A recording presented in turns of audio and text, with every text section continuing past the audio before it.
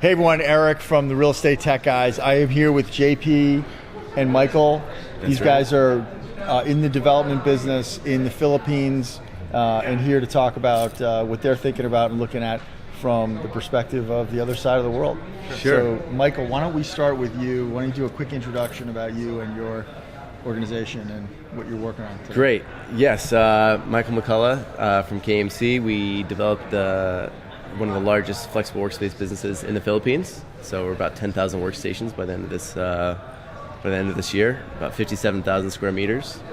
And we decided to come to Cornet. I brought a decent sized team with me, about 5 people, and we really wanted to see what was happening in tech and how that would affect real estate.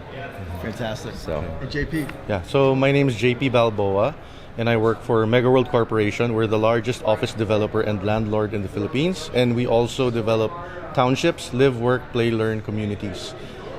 We've been active in Cornet for the past 3 years because we see the value in being connected with industry drivers and the pioneers and the innovators. So our objective in attending here is, I guess, to try to know more about how technology would help real estate and bring that know-how back to the Philippines. And another would be, we're very interested in seeing how the co-working phenomenon would really affect the real estate landscape. So those are our objectives. And on the side, we also get to connect with our clients, who are some are US based. So this is a very good opportunity for us. And so for both you guys, you know, this is a forum where very large companies come and their corporate real estate management organizations come to learn about things. Right. You know, you're more in the co-working flexible area. Workspace. But are you targeting those kinds of companies and serving those kinds of companies? So yeah, a couple of them are already here with us, and some of our clients are Dow Jones 30 companies that could afford to fit out their own office space, but the way real estate is being acquired these days is just at a different speed than I think than it's ever been before. Yeah, it's real estate as a service. Real estate as a service, absolutely, space as a service. Is that already been coined? REAAS? No, I like it. I like it. Yeah. Are you going to patent it? Yeah. Badass, REAS. I don't know. Yeah. All right, JP, you obviously serve these kinds of clients. So we do have co-working companies that are occupying space from us. And we want to see how that would affect the landscape, because as a developer, again, we have more than 10 million square feet of office space under our portfolio, and so we have to understand how co-working would affect maybe future supply or future demand, how we can collaborate with providers such as Mike, and we take that into consideration as we expand our business. So we have to keep an eye on that as well. And how do you guys look at technology? You know, Real Estate Tech Guys is really focused on how do we bring real estate into the 21st century? Yeah. You know, it's almost like stepping back in time when you step into even the most advanced workplace. Absolutely. Yeah. And so how do you guys think about that in the Philippines? Are you equally challenged with bringing this stuff in? Or are you trying to figure out just where to start? How do you look at that? Well, we definitely wouldn't have as many options available to us. Very few people, I guess, consider our market as a serviceable or addressable market, despite the fact that we have 100 million people that speak English, and our offices look just like anyone else's office around the world and has the same unique challenges. So yeah, I'm here to kind of glimpse into the future of what some of the technology that will be coming in, hopefully in the future. And I have a quick question in the demographic. Sure.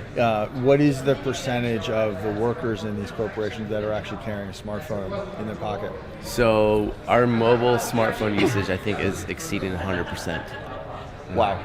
Yeah. So more than one phone per person. Yeah, more than one phone per person. And it's very common. Like I myself, I have 2 cell phones. So in Manila, you'll see people with 2, sometimes 3 mobile phones. Got it. So it's very prevalent. It's really the way in which people engage and communicate. The average age of the country is 25 years old. Wow. So they grew up in all all millennials. They grew up smartphone first almost. Yeah. Mobile first. Yeah, so crowd comfort is obviously in the world of leveraging that interface of people and smartphones to improve workplace operations and conditions and the experience people have. So it sounds like this would be a tremendous opportunity for us to come. It very well could be. We'd love to have you out there. Yeah, no. Yeah. So I look forward to the opportunity to do that. What other topics are on top of mind for you guys from a technology perspective? What have you learned? What's exciting?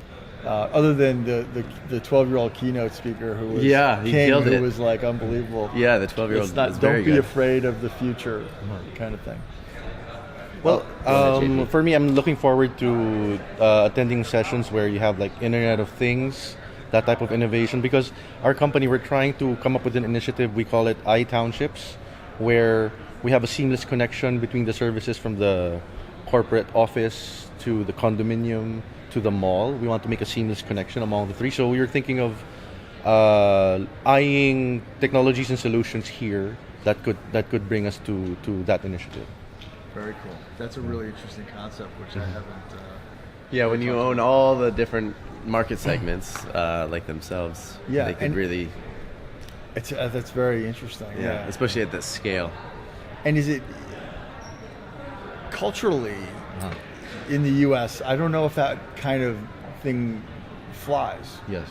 Do you see models in the U.S. of that, or is it really very?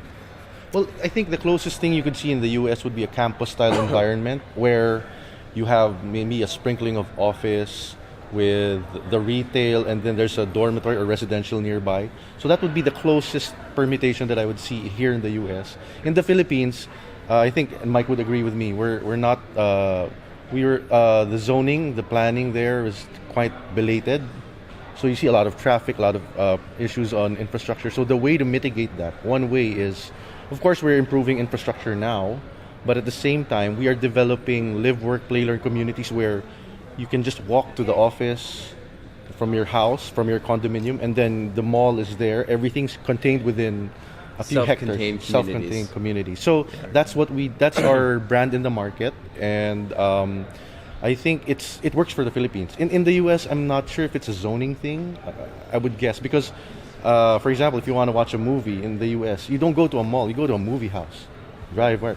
In the Philippines, since space is, we try to utilize as much space. You'll see the movie house inside the mall, on the topmost floor, and everything is there in the mall. It's like an extension of your living room. And we're in a tropical country, so the air conditioning there is like an amenity for some of the mid-income earners. So they flood the mall the weekends or every day. That's like their living room. Wow, very cool. Well, I look forward to the opportunity to come see you guys. Come and check it out. We can make some stuff happen. Absolutely. I appreciate Michael and Thanks JP. For having Thank us. You very much for coming and joining the Real Estate Tech Guys, and look forward to following up. And if you guys have other ideas or other things you want to share with us, let us know. Sure. And we can always pipe you in from the other side of the globe. That's right. If there's cool things happening that you want to talk about. So. Great. Appreciate Thank you very much. Thanks for having us.